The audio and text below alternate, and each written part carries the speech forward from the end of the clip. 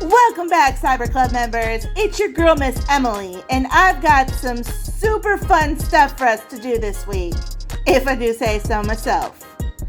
We've got an oh-so-satisfying magnetic experiment going down in Science Club, an easy but delicious snack for all of you budding chefs out there, and for you art lovers, and just plain fun lovers, we'll build our very own art bot in Art Club.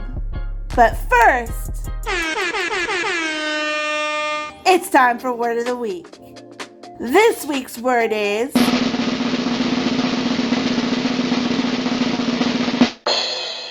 literally.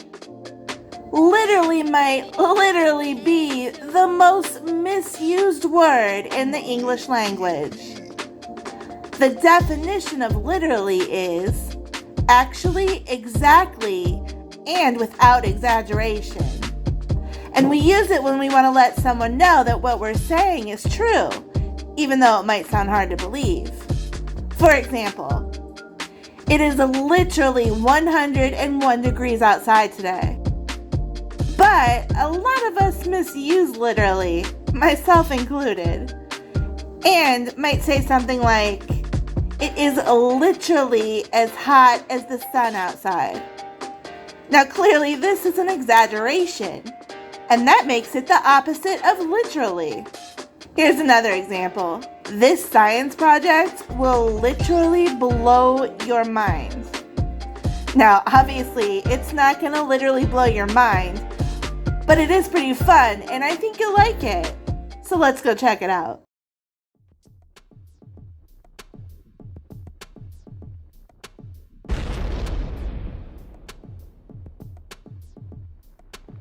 If you're from Northeast Ohio, chances are you've been on at least one field trip to the Great Lakes Science Center. And you probably remember the magnetic nanotubes exhibit. Well, we're going to make our own DIY version. You'll need a thick glass bottle or a jar with a tight lid. We'll also need iron powder. This is the same powder we used before. Now we want to carefully pour around 1/3 of a cup of the powder into our bottle or jar, and then fill the bottle up completely with water. Finally, put the lid on tight. Now let's test it out. These are the neodymium magnets from last time.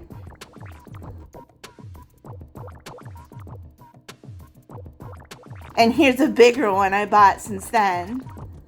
We already know that these rare earth magnets are very powerful, so be careful when using them.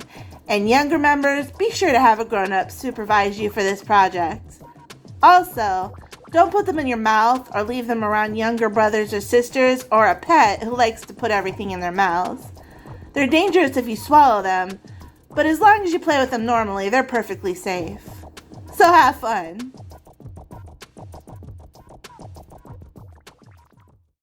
Snack time!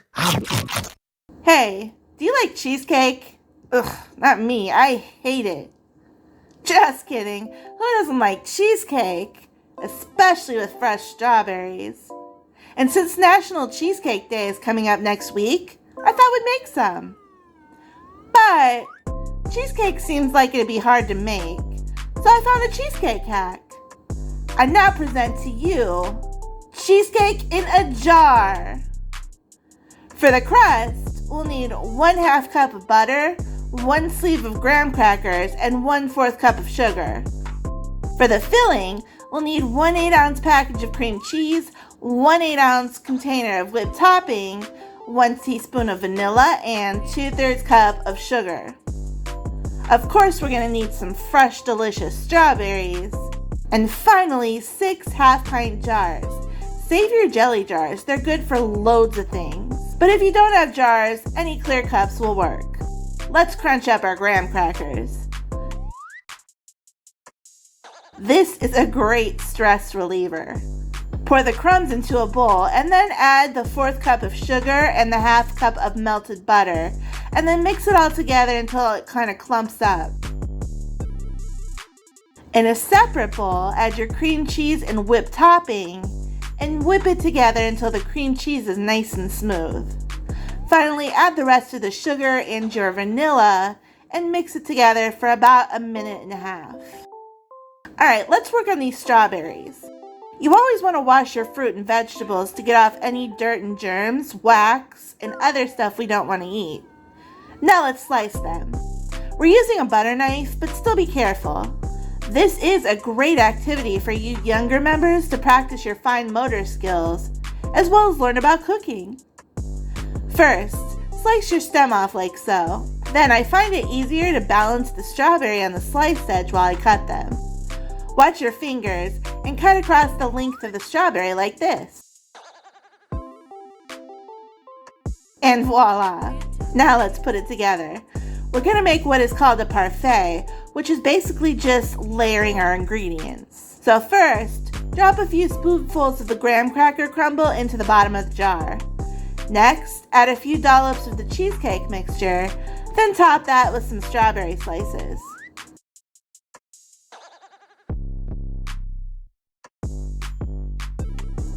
And just repeat until the jar is full.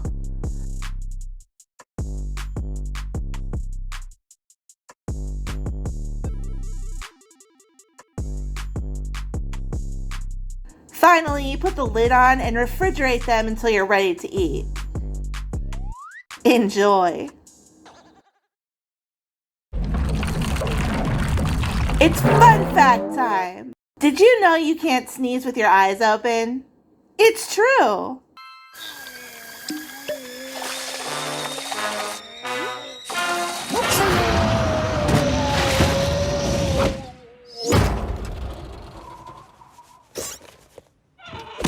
There are a lot of myths about why this is true, but basically it's just your body's way of protecting your eyes.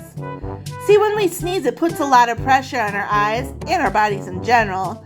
So closing our eyes is our body's way of relieving some of the pressure on our eyes, keeping them safe. Aren't our bodies amazing? And of course, you know to make sure to cover your sneezes and always wash your hands after you sneeze. Bonus fact. Speaking of things we can't do at the same time, did you know you can't hum with your nose closed? Don't take my word for it. Try it yourself.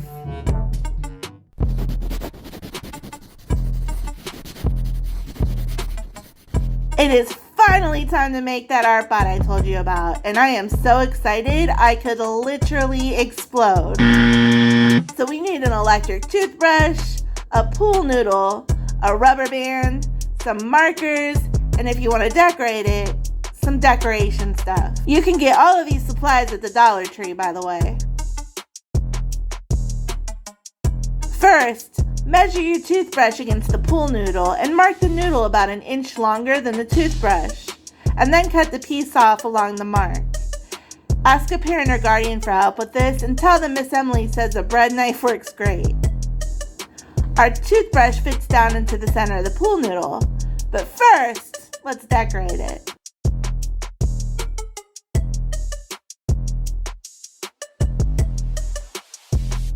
These buttons not only look cute, but they also add a little weight to one side of the noodle, which will affect the balance of your robot and affect the marks it'll make.